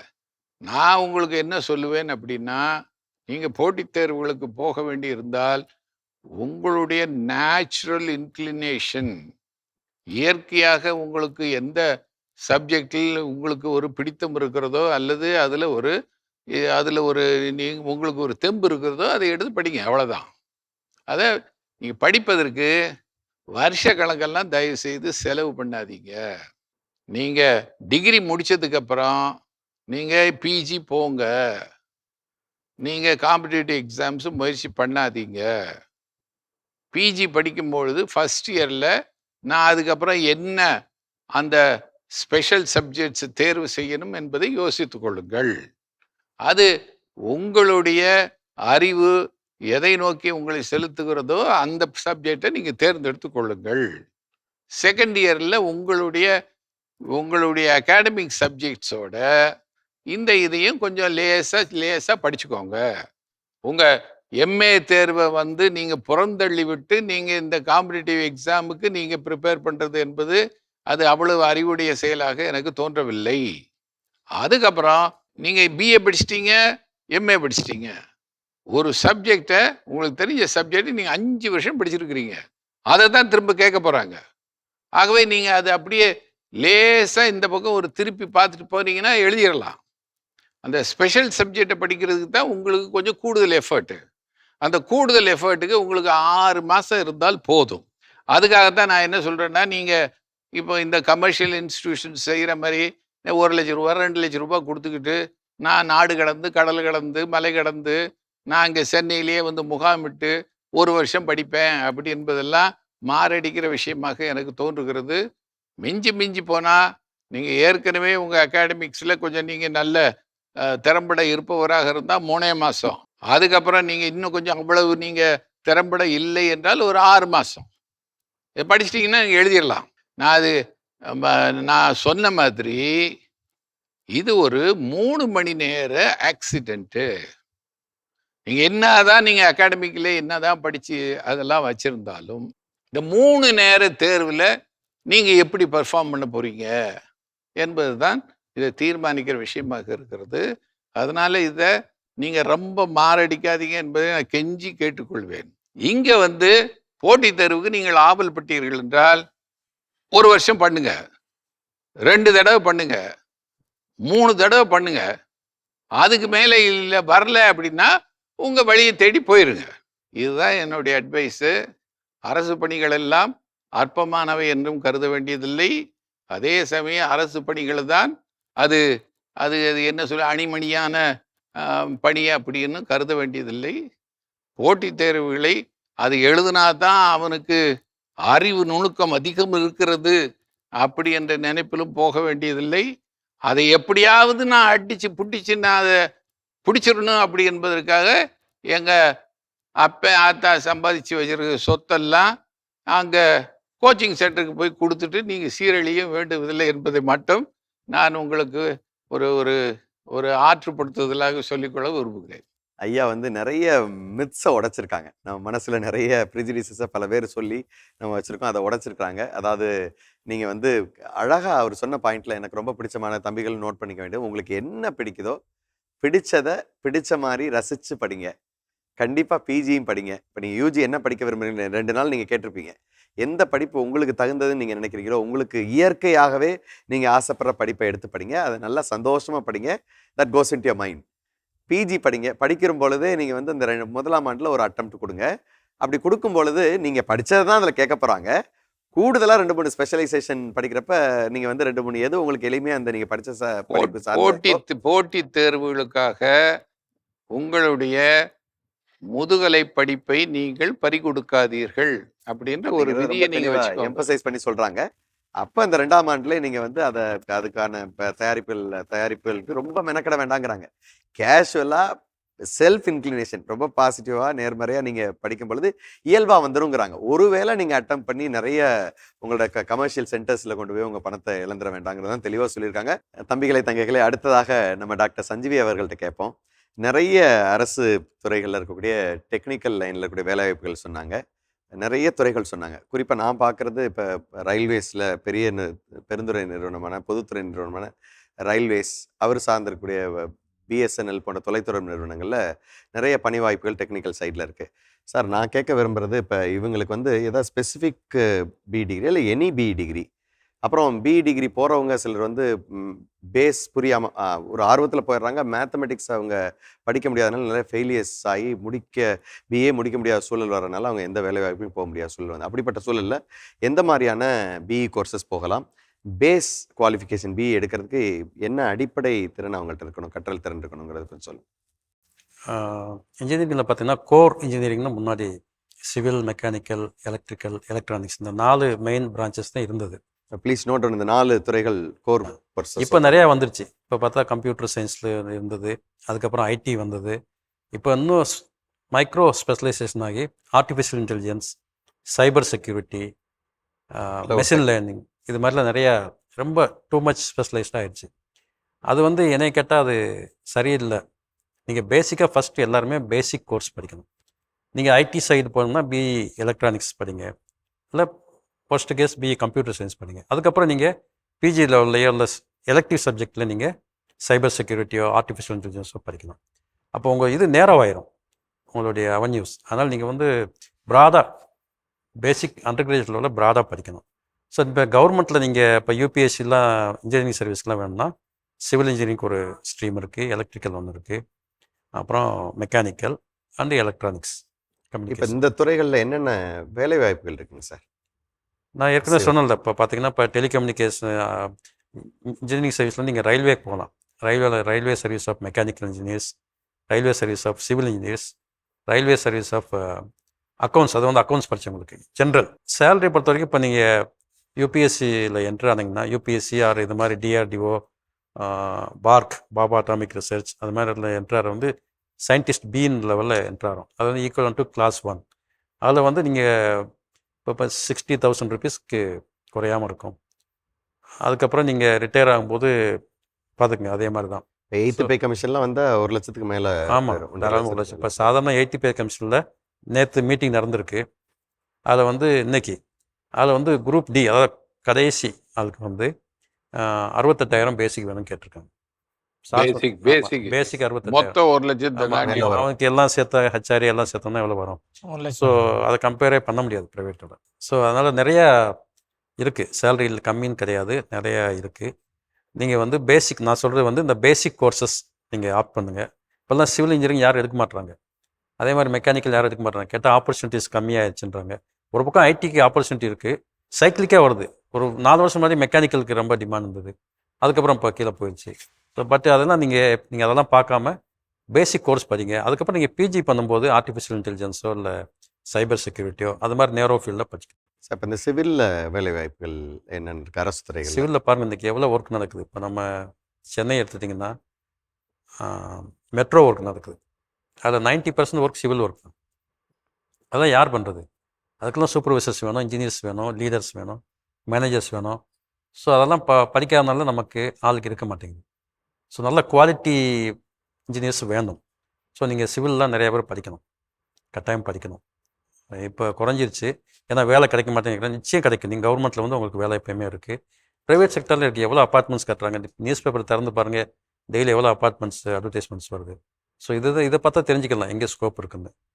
கொஞ்ச நேரம் ஒரு டயத்தில் வந்து ஒரு ஃபேஸில் வந்து ஒரு பிரான்ச்சுக்கு கம்மியாக டவுனாக இருக்கும், அடுத்து இம்ப்ரூவ் ஆயிரும். எல்லாமே ஒரு சைக்கிளிக் ப்ராசஸ் Cyclic-ஆ சொல்றீங்க. வந்துட்டு அதனால எல்லா கோர் துறைகளுக்கும் நீங்கள் எக்ஸ்பர்ட்டாக வேலைவாய்ப்புகள் இருக்கணும். நிறைய இருக்கு. இப்போ ஆர்கிடெக்சர் இருக்குது, நீங்கள் ஆர்கிடெக்சர் தான் உங்களுக்கு நல்ல உங்கள் எக்ஸ்பர்டைஸ் இருந்தால் நீங்கள் பெரிய ஆளாக ஆகணும்.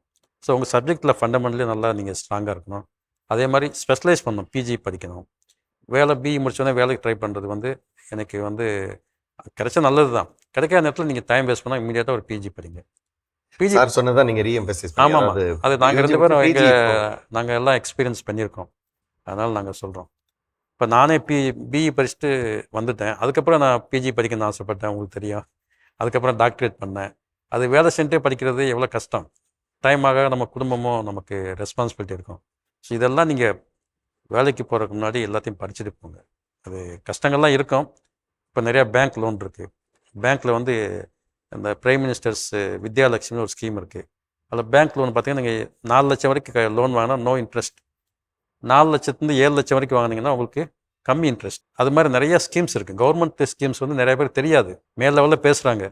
ஆனால் அது நமக்கு கீழ் லெவலில் இருக்கிறதுக்கு தெரியாது. அதை வந்து நீங்கள் தெரிஞ்சுட்டு இருக்கிற ஆப்பர்ச்சுனிட்டி எல்லாம் யூஸ் பண்ணணும். அதனால் நீங்கள் இதை படிக்கணும். எல்லாருக்கும் நிறையா ஸ்கோப் இருக்குது. நாட் ஓன்லி இன்ஜினியரிங், நீங்கள் வந்து ஆர்ட்ஸோ சயின்ஸோ படித்தா கூட நீங்கள் பேங்க்கில் நிறையா குரூப் ஏ லெவலில் பேங்க்கு, இன்சூரன்ஸ், இந்த செக்டர்ஸ்லாம் க்ரோ ஆகிட்டே இருக்குது, எப்பயுமே குறையாது. ஐடி கூட ஐடிக்கு வந்து எல்லாமே இன்ஜினியர்ஸ் இருக்கணும்னு அவசியம் இல்லை. இப்போல்லாம் பார்த்தா அந்த ஜோகோ கம்பெனிலாம் பார்த்தா +2 படித்தா போதும்னு +2 படித்த பசங்களை எடுத்து ட்ரெயின் பண்ணி அவங்கள வச்சு யூஸ் பண்ணுறாங்க. ஈவன் நிறையா ஐடி கம்பெனிஸ், பெரிய பெரிய கம்பெனிஸ்லாம் பிஎஸ்சி போதும், பிஇ வேணாம். ஏன்னா அவங்க காஸ்ட் கட்டிங் பார்க்குறாங்க. கம்மி சம்பளத்துக்கு யார் வருவாங்க, அவங்கள வச்சு பண்ணிக்கிறாங்க.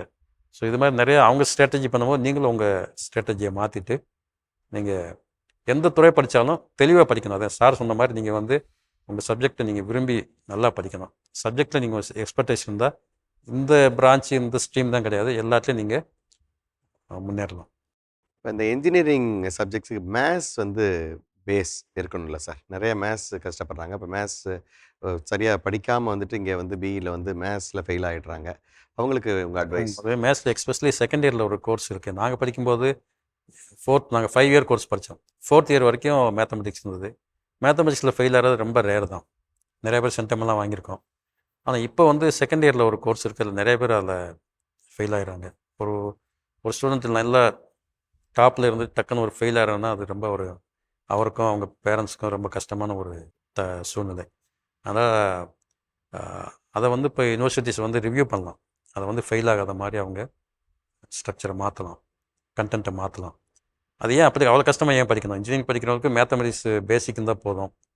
அது நீங்கள் higher mathematics higher MSc mathematics படிக்கிறவங்க, டாக்டரேட் படிக்கிறவங்களுக்கு அந்த கஷ்டமான கொடுங்க. அப்ளிகேஷன் லெவலில் மேத்தமெட்டிக்ஸ் இருந்தால் போதும்.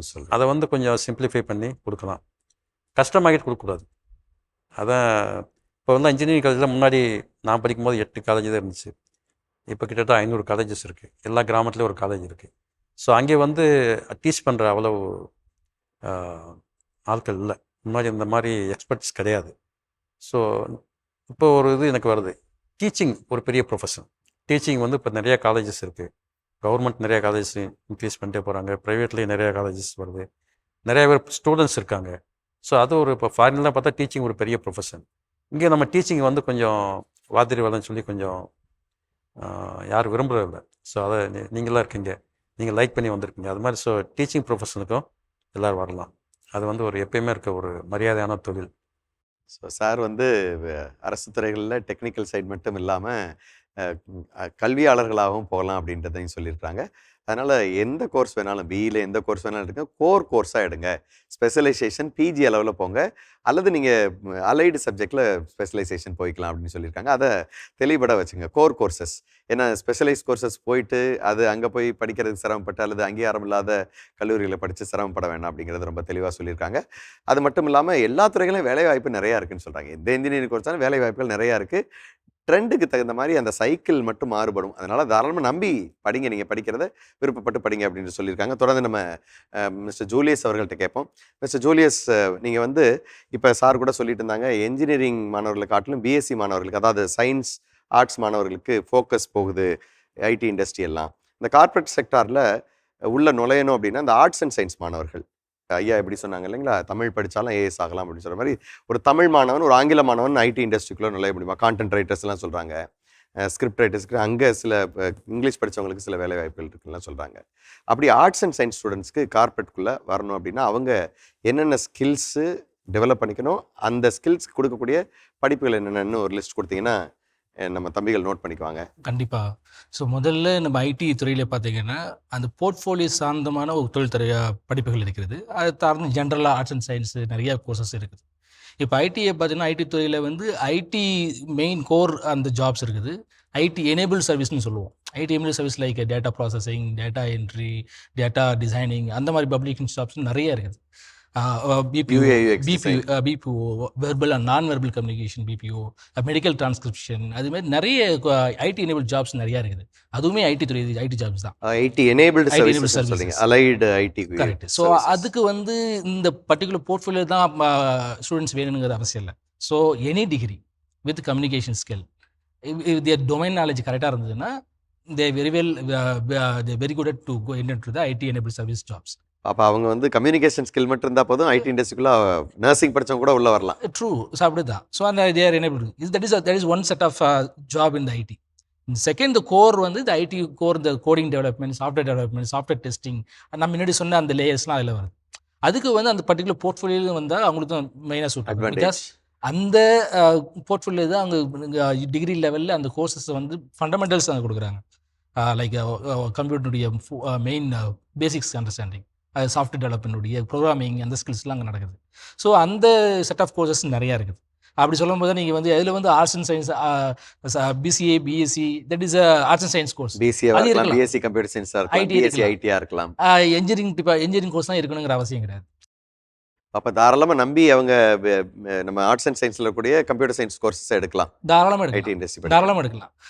பட் அது only fundamental, they should be very clear about the fundamental. Basics of, நல்லா கவனிச்சுங்க, நோட் பண்ணிக்கோங்க. பேசிக்ஸில் நீங்கள் படிக்கக்கூடிய பேசிக்கில் ஸ்ட்ராங் நாலேஜ், நீங்கள் அங்கே போய் கற்றுக்கிறதுக்கான ஓப்பன் மைண்ட் செட் இருக்கும். இதுதான் முதல்ல தே should be very open to learn new things. இப்போ உள்ள நீடுக்கு என்ன தகுந்த நம்ம ஸ்கில்ஸை அப்ஸ்கில் பண்ணிக்கணும், அப்கிரேட் பண்ணிக்கிட்டே இருக்கணும். அதுக்கு தகுந்த மாதிரி அந்த ஸ்கில்ஸ் நம்ம ஃபோக்கஸ் பண்ணி அதுக்கான கோர்சஸ் எடுத்து ஃபண்டமெண்டலாக ஸ்ட்ராங்காக இருந்தோம்னா ஃபியூச்சர் ஜாப்ஸ் எல்லாமே நம்ம டேப் பண்ணுறதுக்கு ரொம்ப easy.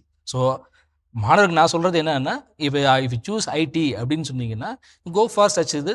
But we must be very clear about strong ஃபண்டமெண்டலாக என்ன படிக்கிறீங்க அது தெளிவாக இருக்குது. அதுதான் நாங்கள் அங்கே எதிர்பார்க்குறோம் இன்டர்வியூவில்.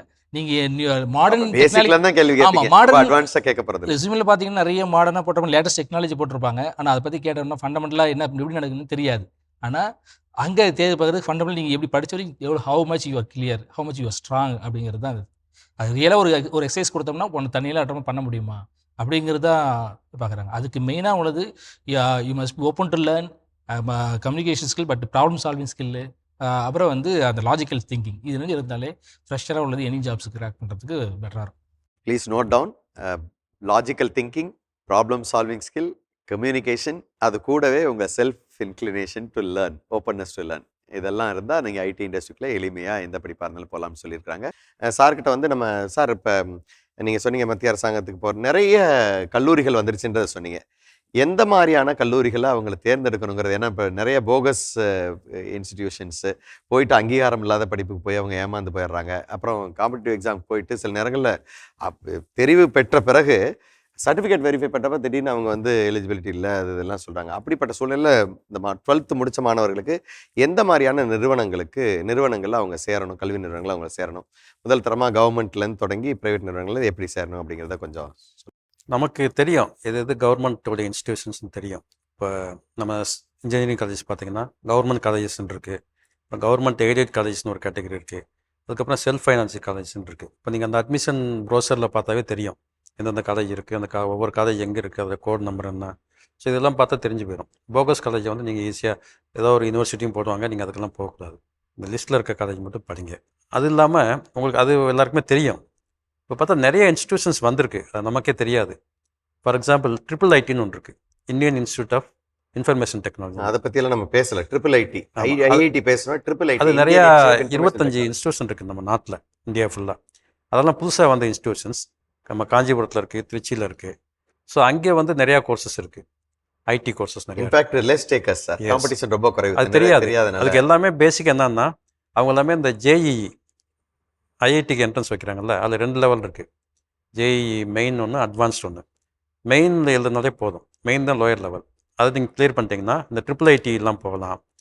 அது இல்லாமல் ஐஐஎஸ்சிஏஆர்னு ஒன்று இருக்குது. IISCR, Indian institute of science engineering and ரிசர்ச்னு ஒரு இன்ஸ்டியூட். அது நிறைய இடத்துல, ஒரு போபால் அது மாதிரி ஒரு 10 இடத்துல இருக்குது.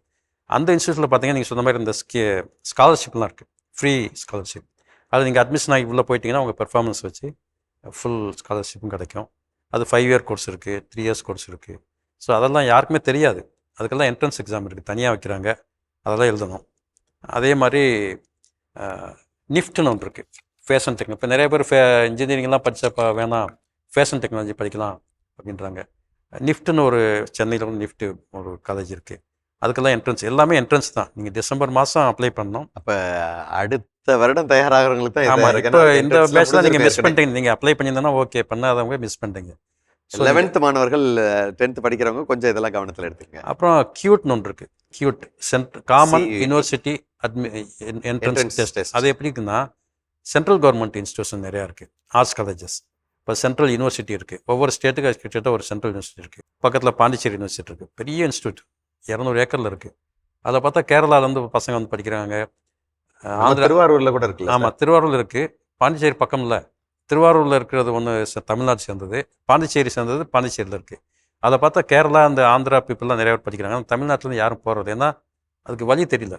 என்ன வழினா கியூட்னு ஒரு எக்ஸாம் இருக்குது, பிஜி அண்ட் யூஜி ரெண்டுமே இருக்குது. அந்த கியூட் எக்ஸாம் எழுதிங்கன்னா அந்த ஸ்கோர் வச்சு கிடைக்கும். அது பெரிய ப்ளஸ் என்னென்னா, ஃபீ பார்த்தீங்கன்னா 5000 10,000 தான் இருக்கும். அதே கோர்ஸ் வந்து ஆர்ட்ஸ் அண்ட் சயின்ஸ் கல்லூரிகளோட ரொம்ப குறைவு, வசதிகள் நிறையா இருக்கும். அதே கோர்ஸை வந்து நீங்கள் ஒரு ப்ரைவேட் யூனிவர்சிட்டியோ இல்லை டீம்டு யூனிவர்சிட்டியோ படிச்சிங்கன்னா ஒரு வருஷத்துக்கு 2 லட்ச ரூபா கேட்பாங்க. நல்ல ஃபெசிலிட்டி இருக்கும், நல்ல பெரிய கேம்பஸ் இருக்கும், பெரிய ஹாஸ்டல் இருக்கும், நல்ல ஃபேக்கல்ட்டி இருப்பாங்க, தரமான கல்வி இருக்கும், வேல்யூ இருக்கும். ஸோ அதெல்லாம் மிஸ் பண்ணக்கூடாது. நான் சொன்ன மாதிரி ட்ரிபிள் ஐடிஸ் ஒன்று இருக்குது, ஐஏஎஸ்சிஆர் இருக்குது, அதுக்கப்புறம் சென்ட்ரல் யூனிவர்சிட்டிஸ் இருக்குது. ஸோ அந்த கியூட்டுன்றது நிறைய பேர் தெரியாது, அதை எல்லோரும் கொஞ்சம் எழுதணும். நீட் மாதிரி கியூட்.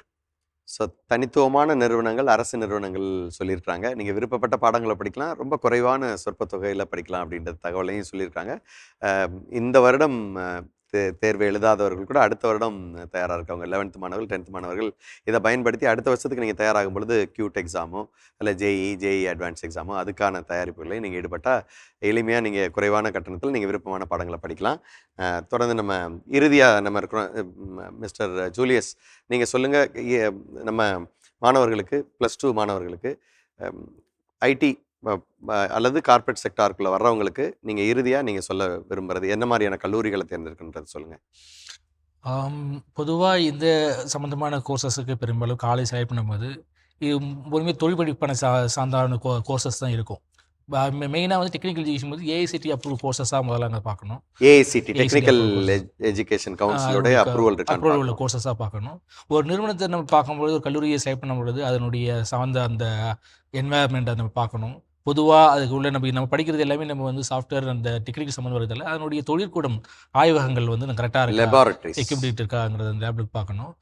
அது இல்லாமல் அந்த நிறுவனம் வந்து இண்டஸ்ட்ரி கூட கனெக்டடாக இருந்து அதனுடைய தொழில் படிப்புகள் சார்ந்த சப்ஜெக்ட்லாம் வச்சுருக்கிறாங்களா, அதனுடைய கேண்டிடேட் கேம்பஸ் இன்டர்வியூக்கான வாய்ப்பு இருக்குதா, அதையும் ஒரு கூடுதலாக பார்த்தோம்னா நம்மளுக்கு கூடுதல் ஈஸியாக இருக்கும் நம்ம என்ட்ரி வர்றதுக்கு. அகாடமியா இண்டஸ்ட்ரி லிங்கேஜ் இருக்காங்கிறத நீங்கள் ப்ரோஷர் ஒரு கல்லூரியில் சேர்க்கணும்னா இந்த ப்ரோஷரை பாருங்கள். அந்த கல்லூரிக்குள்ளே சீனியர்ஸ்ட்டை கேளுங்க, இங்கே எவ்வளோ தூரம் வந்து இண்டஸ்ட்ரியோட அவங்க கனெக்டடாக இருக்கிறாங்க, இண்டஸ்ட்ரி ஓரியன்ட் சிலபஸ் இருக்கா, எல்லாமே நெட்டில் இருக்குது, அவைலபிளாக இருக்குது. அப்படி தானே சார்? சார் எல்லாமே அந்த ப்ரௌசர்லேயே பெரும்பாலும் போட்டிருப்பாங்க. அது மேலும் பார்த்தீங்கன்னா அதுலேருந்து வந்த பாஸ்ட் அவுட் ஸ்டூடெண்ட்டு கேட்டால் அதனுடைய எக்ஸ்போஷர் எப்படி இருக்குது அப்படிங்கிறது பார்த்தா கூட நம்மளுக்கு வந்து கிளியராக தெரிஞ்சு போயிடும். ஸோ இந்த மாதிரி இந்த கல்லூரிகளை சேர்ந்து நம்ம படித்தோம்னா ஈஸியாக நம்ம வந்து எளிதாக நம்ம உள்ளே போகிறதுக்கான வாய்ப்புகள் நிறையா இருக்குது. அது இல்லாமல் அது கிடைக்க இல்லாதவங்களுக்கு அப்ரூவ்டு கோர்சஸ் உள்ள எனி அப்ரூவ்டு யூனிவர்சிட்டியில் படித்தாலுமே நமக்கு அது வந்து எளிதாக வரலாம். ஆனால் மெயினாக நம்ம ஃபஸ்ட்டே சொன்ன மாதிரி அந்த 3 விஷயங்கள் நமக்கு தேவை. இந்த ஐடி இண்டஸ்ட்ரிக்கு இந்த டிகிரி என்பது ஒரு என்ட்ரி பாயிண்ட் தான். அது உள்ள மார்க் அடிப்படையில் நம்ம எடுக்கவே இல்லை. ஹையஸ்ட் ரேங்க் பிறகு நம்ம எடுக்கிறது இல்லை. பாசிங் க்ரைட்டேரியா மட்டும்தான் நம்ம வச்சுக்கிறோம். அதை தவிர்த்து உள்ளே வரலாம், அட்டெண்ட் இன்டர்வியூ எல்லாமே எல்லா ப்ராசஸும் அட்டன் பண்ணலாம். அங்கே நம்ம இண்டிவிஜுவலாக நம்ம தனித்துவமான காட்டுற நம்முடைய ஸ்கில்ஸ் எக்ஸ்போஷர் தான் அங்கே மெயின். நம்ம எப்படி நம்ம வந்து மற்றவங்க கூட பிஹேவ் பண்ணுறோம், டீம் கொலாபரேஷன், கம்யூனிகேஷனு, மற்ற நம்ம சால்வ் பண்ணுற காம்படிட்டிவ் எக்ஸாம் மாதிரி சின்ன ஒரு ஃபில்டரிங் ப்ராசஸ்க்காக நம்ம லாஜிக்கல் ரீசனிங்லாம் நம்ம வச்சுருப்போம். ஸோ இது அங்கே நம்ம ப்ளே பண்ணுற விதம் தான் மெயினாக ஒழிய, இந்த ஐடி இண்டஸ்ட்ரிக்குள்ளே வர்றதுக்கு உங்களுடைய டிகிரி பாஸ் க்ரைட்டீரியா மட்டும் தான் ஒழிய, அதில் ரேங்கிங்கோ உங்களுடைய ஸ்கோரும் அங்கே பேச போகிறது கிடையாது. அதனால் நம்ம அங்கே இந்த ஐடி இண்டஸ்ட்ரிக்குள்ளே போகணுன்னா நீங்கள் என்ன வளர்த்துக்கணுமோ இந்த 3 மெயினாக ஃபோக்கஸ் பண்ணி நீங்கள் ஃபஸ்ட் இயர்லேருந்து கல்குலேட் பண்ணிக்கணும். லைக் சாஃப்ட் ஸ்கில்லு, இந்த டெக்னிக்கல் ஸ்கில்லு, இது ஃபோக்கஸ் பண்ணி அதை நம்ம நரிஷ் பண்ணும்போது நமக்கு இந்த இலக்கை நம்ம ஈஸியாக அடையலாம். இல்லை நான் ஜென்ரலாக நான் படிக்கிறேன், ஏதோ ஒன்று படிக்கிறேன், நான் எந்த ஒரு எய்மும் இல்லை நான் படிக்கிறேன்னா நம்ம எதுவுமே என்ன பண்ண முடியாது. அது அஸ் லைக் எனி டிகிரி மாதிரி ஒரு டிகிரியாக இருக்க முடிய ஒரு திறன், ஒரு ஸ்கில்ஃபுல் ஒரு என்ஜினியராக நம்ம இருக்க முடியாது. ஸ்கில்ஃபுல் என்ஜினியர் தான் நம்ம வந்து இண்டஸ்ட்ரிக்கு தேவைப்படுது. They are not worrying about their ranking or any score. நல்லா நோட் பண்ணிக்கோங்க. வெறும் மதிப்பெண்கள் மட்டும் உங்களை வந்து இண்டஸ்ட்ரியில் கொண்டு போய் விடாது. ஸ்கில்ஸ் தேவைங்கிறாரு. அதனால் தயவு செய்து அப்ஸ்கில் யுவர் செல்ஃப். ஸ்கில்ஸ்னால் டெக்னிக்கல் மட்டும் கிடையாது, சாஃப்ட் ஸ்கில்ஸ், பேசிக்கலி ஒரு கம்யூனிகேஷன், இன்டர்பர்சனல் ஸ்கில்லையும் டெவலப் பண்ணிக்கணும்னு அழகாக சொல்லியிருக்காங்க. இறுதியாக நம்ம ஐயா +2 மாணவர்களுக்கு நீங்கள் இறுதியாக சொல்லக்கூடிய டிப்ஸ் என்ன? இந்த எந்த கல்லூரிக்கு போக வேண்டும் என்பது பற்றிய சில விஷயங்களை உங்களுக்கு சொல்லிக்கிறேன். நிறைய போலியான கருத்துக்கள் நிலவுது. நீங்கள் கருத்தில் கொள்ள வேண்டியது நம்பர் 1, அட்லீஸ்ட் தமிழ்நாட்டை பொறுத்தளவு, அது கலைக்கல்லூரியோ, அது அறிவியல் கல்லூரியோ, அது பொறியியல் கல்லூரியோ, அது வேளாண் கல்லூரியோ, அது அல்லது கால்நடை கல்லூரியோ, எந்தவித கல்வியாக இருந்தாலும் அரசு கல்லூரிகளை அடித்துக் கொள்வதற்கு வேற எந்த கல்லூரியும் இல்லை. 1, நீங்க அரசு கல்லூரி அல்லாத வேறு எந்த தனியார் கல்லூரிக்கு போனாலும் அதற்கு நீங்கள் உங்கள் தலையை அடகு வைத்து விலை கொடுக்க வேண்டியிருக்கும். 2, 3வது, சில கல்லூரிகள் ரேங்க் போட்டு கொடுக்குறாங்க. அந்த அத்தனை கல்லூரிகளும் அவர்கள் கல்வி வாணிபர்களாக இருக்கிறார்கள். அவ்வளவு எவ்வளவுக்கு எவ்வளவு உங்க ரேங்க் வாங்குறாங்களோ அவ்வளவுக்கு அவ்வளவு உங்ககிட்ட இருந்து பொருளை உருவார்கள். அரசு கல்லூரியில் நான் என்ஜினியரிங் 5000 ரூபாய்க்கு படிக்கலாம், அல்லது தனியார் கல்லூரிகளில் கவர்மெண்ட் கோட்டாவை நான் ஒரு 50,000 முடித்து கொள்ளலாம் என்றால், இந்த நீங்க ரேங்க்டு கல்லூரிகளுக்கு போனீங்க அப்படின்னா 5 லட்சம் ரூபாய் கேட்டுருவாங்க. ஆகவே இது ஒரு இந்த ஒரு விஷயத்தை நீங்க நினைவு கூர்த்தீர்கள் என்றால், தமிழ்நாட்டை பொறுத்த அளவில் உங்களுக்கு எந்த அரசு கல்லூரிகளில் உங்களுக்கு வாய்ப்பு கிடைக்கிறதோ தயவு செய்து அதை நீங்கள் பறிகொடுத்து விடாதீர்கள் என்று நான் சொல்லுவேன். இது என்னுடைய ஒரு தலையாய ஒரு வேண்டுகோளாக நான் வைத்துக் கொள்கிறேன். அப்புறம் ஐயா சொன்ன மாதிரி நீங்க இந்த மாதிரியான எந்த கல்வியாக இருந்தாலும் சரி, நீங்க அதுல மெரிட் அப்படின்ற விஷயத்தை தயவு செய்து பார்க்காதீர்கள். மெரிட் என்பது அது ஒரு மயக்குமொழி. சிலருக்கு மயக்குமொழி, பலருக்கு அது முடக்கு மொழி, சிலருக்கு அது தேனான மொழி. இதுதான் விஷயம், அவ்வளவுதான். நான் மெரிட்ல வந்தா தான் எனக்கு வாழ்க்கை அப்படின்ற ஒரு பிம்பத்தை நீங்கள் தயவு செய்து உள்வாங்கிட்டு தவிக்காதீங்க. உங்கள் மீது இருக்கிற ஒரு சுய மதிப்புன்றது பாருங்க, அதுதான் உங்ககிட்ட மிகுந்து இருக்கணும். மற்ற பேப்பர் மதிப்பீடுகள் எல்லாம் உங்களை சாய்க்க கூடாது. இதை மட்டும் நீங்க மனசுல வைத்துக் கொள்ள வேண்டும் என்பதை நான் எனது அன்பான வேண்டுகோளாக உங்களுக்கு நான் தெரிவித்துக் கொள்கிறேன். செல்ஃப் எஸ்டீமை வச்சுக்கோங்க, மெரிட்டுங்கிறத மட்டும் வச்சு முன்னேறாதீங்கன்னு அழகாக சொல்லியிருக்காங்க. இறுதியா சார் ஏதாவது +2 மாணவர்களுக்கு நான் சொன்ன ஒரு 2-3 பாயிண்ட்ஸ் மட்டும், ஒரு 3 பாயிண்ட்ஸ் மிஸ் ஆயிடுச்சு, அதை சொல்லணும் பார்க்குறேன். கவர்மெண்ட்டில் ஜாப் ஆப்பர்ச்சுனிட்டியில் பார்த்தீங்கன்னா டிஃபென்ஸ் ஃபோர்ஸஸ், ஆர்மி, நேவி, ஏர்ஃபோர்ஸில் இருக்குல்ல, அங்கே நிறைய இன்ஜினியர்ஸு, நான் இன்ஜினியர்ஸ் எல்லாமே போகலாம். அது ஒரு பெரிய ஆப்பர்ச்சுனிட்டி. அதுக்கப்புறம் இப்போ நிறையா லா காலேஜஸ், இன்னும் லா பார்த்தீங்கன்னா கவர்மெண்ட் காலேஜஸ் மட்டும்தான் இருந்தது. இப்போ ஆஃப்டர் போன ஒரு 3-4 வருஷத்தில் பார்த்தீங்கன்னா நிறைய ப்ரைவேட் காலேஜஸில் வந்துருச்சு. அதே மாதிரி நேஷ்னல் லெவல்லையும் நேஷ்னல் லா யூனிவர்சிட்டிஸ்னு வச்சுருக்காங்க. நமக்கு வந்து திருச்சியில் இருக்குது, தமிழ்நாடு நேஷ்னல் லா யூனிவர்சிட்டி திருச்சியில் இருக்குது. ஸோ இந்த மாதிரி யூனிவர்சிட்டிக்கெல்லாம் நீங்கள் லா கோர்ஸ்லாம் படிக்கணும்னா நீங்கள் கிளாட்னு ஒரு என்ட்ரன்ஸ் எக்ஸாம் இருக்குது. இது நான் சொன்ன மாதிரி நீங்கள் டிசம்பர் மாதமே அப்ளை பண்ணியிருக்கணும். கிளாட் நீங்கள் அது எல்லாமே பேசிக் டெஸ்ட் பண்ணுற இதுதான். உங்களுக்கு உள்ளே இருக்க உங்கள் நாலேஜ் வந்து உங்களுக்கு ஸ்கோர் கொடுக்கும். ஸோ இந்த கிளாட் எக்ஸாமை நீங்கள் எழுதிருந்தீங்கன்னா இந்த மாதிரி லா இன்ஸ்டியூட்டில் போகலாம். அது பெரிய ஒரு அவென்யூ. அதுக்கப்புறம் அந்த அட்மிஷன்ஸ், இப்போ +2 ரிசல்ட் வந்த உடனே எல்லா காலேஜஸ் வந்து எல்லாத்தையும் அட்மிஷனுக்கு கூப்பிடுவாங்க. எங்கள் காலேஜுக்கு வாங்க, எங்கள்கிட்ட வாங்க. உங்களுக்கு தெரியும் கவர்மெண்ட் காலேஜ்லாம் ரேட் ஃபிக்ஸ்டு. கவர்மெண்ட் காலேஜ்னால் 40,000னா 40,000 தான். மற்ற காலேஜ்லாம் பார்த்திங்கன்னா அது நிறையா இருக்குது. ஸோ உங்களுக்கு வந்து மார்க் இருக்கும், ஆனால் உங்களுக்கு தெரியாது நம்ம மார்க்குக்கு கிடைக்குமா கிடைக்காதுன்னு தெரியாது. இந்த கவர்மெண்ட் வந்து இந்த கவுன்சிலிங் பண்ணுறதுக்கு இந்த 2 மாதம் தள்ளி தான் பண்ணுவாங்க. இந்த பீரியடில் என்ன நிறைய பேர் போய் ப்ரைவேட் காலேஜில் போய் சேர்ந்துருவாங்க நிறையா பணம் கொடுத்து. ஸோ அது வந்து தயவுசெய்து பண்ணாதீங்க. 2 லட்சம் சீட் இருக்குது, அப்ளை பண்ணுறது 1,90,000 பேர் தான். அப்படின்னா என்ன அர்த்தம்? எல்லாருக்குமே அட்மிஷன் இருக்குது. ஸோ நீங்கள் வந்து உங்கள் மார்க் தகுந்த மாதிரி உங்களுக்கு கல்லூரி கிடைக்கும், கோர்ஸ் கிடைக்கும். அதனால் நீங்கள் அதை ஒரு கைட்லைனாக வச்சுட்டு நீங்கள் முடிவு பண்ணுங்கள். அது உங்களுக்கு கிடைக்காதுன்னு தெரிஞ்சால் நீங்கள் இந்த மாதிரி போகலாம். அதர்வைஸ் நீங்கள் எல்லாருமே போகும்போது அவங்களுக்கு டிமாண்ட் அதிகமாகி அவங்க நிறையா எக்ஸ்ப்ளாய்ட் பண்ண ஆரம்பிச்சிருவாங்க. இது ஒரு கைட்லைனான தகவல் நோட் பண்ணிக்கோங்க. அதே மாதிரி நிறையா டீம்டு யூனிவர்சிட்டிஸ் இருக்குது, அவங்களும் நம்ம கவர்மெண்ட்டில் வரமாட்டாங்க, தனியாக தான் அவங்க அட்மிஷன் பண்ணுவாங்க. இதெல்லாம் நீங்கள் பார்த்துக்கோங்க. ஸோ உங்கள் மார்க்கை வச்சுட்டு நீங்கள் உங்களுடைய முடிவு பண்ணிக்கலாம். போன வருஷம் எந்த மார்க் வரை கிடச்சிருக்கு, எந்த காலேஜ் கிடச்சிருக்குன்றத எல்லாமே டிஸ்பிளே பண்ணுறாங்க. இப்போ எல்லாமே நீங்கள் டிஎன்ஏஏ வெப்சைட் போனீங்கன்னா தெரியும். அதே மாதிரி மெடிக்கல் காலேஜ் வந்து அவங்களுடைய வெப்சைட்டில் இருக்கும். நீங்கள் அதை பார்த்துட்டு முடிவு பண்ணணும். ஒரு அனாலிசிஸ், ஒரு ட்ரெண்ட் என்னன்னு தெரிஞ்சுக்கிட்டு அதுக்கு தகுந்த எனக்கு மார்க் 60 மார்க் வந்திருக்குன்னா 60 மார்க்குக்கு எனக்கு எந்த காலேஜ் கிடைக்கும், அது ஓகேன்னா ஓகே, இல்லைன்னா நம்ம வேறு ஆப்ஷன் பார்க்கணும், ஸ்ட்ரெயிட்டாக வேறு ஆப்ஷன் போகணும். ஒரு அனாலிசிஸ் எடுத்துக்கிட்டு அதுக்கப்புறம் உங்களுக்கான தெரிவுகளை தேர்ந்தெடுங்கன்னு அழகாக சொல்கிறாங்க. நம்ம இறுதி கட்டத்துக்கு வந்திருக்கோம். அன்பு மாணவ தம்பிகளே, தங்கைகளே, உங்களுக்கு எல்லாருக்கும் நல்ல தெளிவு கிடச்சிருக்கும். ஏறக்குறைய அருவி போல 3 பேருமே கொட்டி இருக்கிறாங்க. அவரோட நீண்டகால ஐஏஎஸ் பணி அனுபவத்திலேருந்து நிறைய யதார்த்தமான உண்மைகளை சொல்லியிருக்காங்க. அதில் குறிப்பாக வந்து பெற்றோர்களை வந்து பெற்றோர்களுக்கு பொருளாதார ரீதியான அழுத்தம் கொடுக்க வேண்டாங்கிறத சொல்லியிருக்காங்க. அழகாக இன்ட்ரெஸ்ட் எடுத்து, செல்ஃப் இன்ட்ரெஸ்ட் எடுத்து படிங்கன்றது ஒரு கருத்தையும் நல்லா சொல்லியிருக்கிறாங்க. மெரிட் மட்டும் இல்லை, உங்களோட செல்ஃப் எஸ்டீம் தான் உங்களை உயர்த்துங்கிற கருத்தை சொல்லியிருக்கிறாங்க. ஐயா அவர்களுக்கு நமது மனமார்ந்த நன்றிகள்.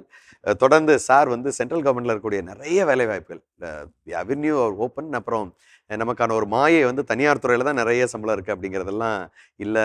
அரசு துறைகளில் இன்றைக்கி நிறைய சம்பளம், அரசு துறைகளில் பணி சுமை இல்லாமல், ப்ரெஷர் இல்லாமல், ஒரு செல்ஃப் சாட்டிஸ்ஃபேக்ஷனோட வேலை பார்க்கலாம். சுமை இல்லைன்னு சொல்லாதீங்க, டென்ஷன் அதான் சரியான வார்த்தைன்னா அந்த டென்ஷன் இல்லாமல் ஒரு சாட்டிஸ்ஃபேக்ஷனோட வேலை பார்க்கலாம். நம்ம நிறைய ஐடியாஸ் போட்டு நிறைய கொண்டு வரலாம் அப்படின்றத சொல்லி எந்தெந்த கல்லூரிகளில் படிக்கலாம், என்னென்ன போட்டித் தேர்வுங்கிறத ரொம்ப குறிப்பாக அழகாக சொல்லியிருக்காங்க, எந்த நிறுவனங்கள் தேர்ந்தெடுக்கணும்னு சொல்லியிருக்காங்க. சார் அவர்களுக்கும் நம்ம மனமார்ந்த நன்றிகள். Thank you sir.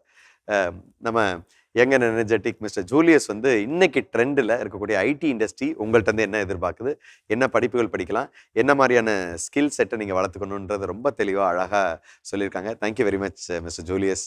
உங்களுக்கு எல்லாருக்கும் நிறைய கிளாரிஃபிகேஷன் கிடச்சிருக்கும். உங்களுக்கு சந்தேகம் இருப்புனா கீழே இருக்கக்கூடிய நம்பருக்கு தயவுசெய்து உங்களோட வினாக்களை கொடுங்கள். மேலும் நாளை நடக்கக்கூடிய நேரலை எபிசோடில் நீங்கள் உங்கள் ஐயங்களை நேரலையில் வந்து கலந்துக்கிட்டு உங்கள் வினாக்களையும் நீங்கள் கேட்கலாம். அதற்கான எண்ணும் கீழே கொடுக்கப்பட்டுள்ளது.